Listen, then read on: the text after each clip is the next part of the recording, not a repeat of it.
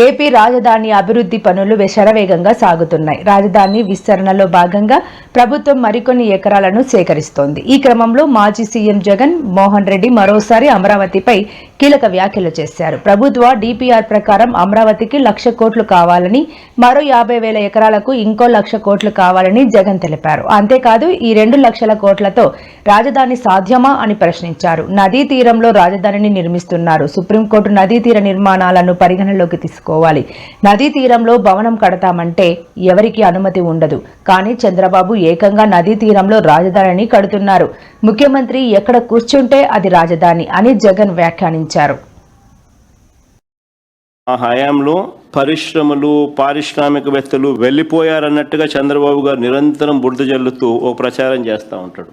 ఆయనకు సంబంధించిన ఆయన ఎల్లో మీడియా, ఈనాడు, ఒక ఆంధ్రజ్యోతి, ఒక టీవీ5, వీళ్ళకి తోడు వీళ్ళకున్న డజన్ల కొద్దీ ఒక సోషల్ మీడియాలో వీళ్ళకున్న అబద్ధాల ఫ్యాక్టరీలు. ఇదే పని. నిజంగా ఈయన తప్పుడు ప్రచారాలను బద్దలు చేస్తూ ఆర్బీఐ ఈ మధ్య కాలంలోనే డిసెంబర్ 11, 2025 ఒక నివేదిక రిలీజ్ చేసింది. ఏ రకంగా పరిశ్రమల పేరుతో చంద్రబాబు నాయుడు గారు ఆశ్చర్యం కలిగించే విధంగా స్కాములు ఎలా చేయగలుగుతాడో చెప్తా.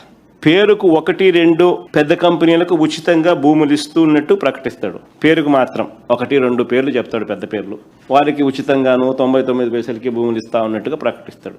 ఆ ముసుగులో 1,000 కోట్ల విలువైన భూముల్ని తన మనుషులకు, తన బినామీలకు కారు చౌకగా ఇటువైపు నుంచి ఇస్తాడు. పబ్లిసిటీ ఏమో వాళ్ళ పెద్ద కంపెనీల పేర్లు 1-2 పేర్లు అవి మాత్రం చెప్తాడు. రూట్ చూస్తే ఈ పక్క ఎల్లయ్యలకు, పుల్లయ్యలకు, ఈ పక్క తన బినామీలకు కారు చౌకగా స్కాములు చేస్తూ డబ్బులు ఇచ్చుకునే కార్యక్రమాలు. విశాఖపట్నంలో దాదాపుగా 2,000 కోట్ల రూపాయలు విలువ చేసే దాదాపు 14 ఎకరాల భూమి 99 ఏళ్లకు లూలు గ్రూప్కు లీజుకి ఇచ్చినాడు. ఎలాంటి టెండరు లేదు, ఎలాంటి ఆక్షను లేదు.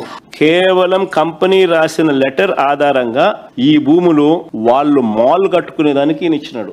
ఇదే లూలు గ్రూపు అహ్మదాబాద్లో, గుజరాత్లో 16 ఎకరాల భూమిని 519 కోట్ల రూపాయలకు వేలంలో కొనుగోలు చేసి మాల్ కడతా ఉన్నారు. ఆ రాష్ట్రం క్రెడిట్ తీసుకుంటూ the city's biggest land deal so far is also set the record for the highest stamp duty from a single sale deed. ఇక్కడ స్టాంప్ విమర్శ ఏందండి, మంచిదే కదా స్వామి, తప్పేముంది.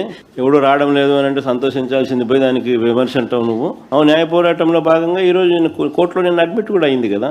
మొత్తం 1,000 సంతకాలకు సంబంధించిన ప్రజల వాయిస్ను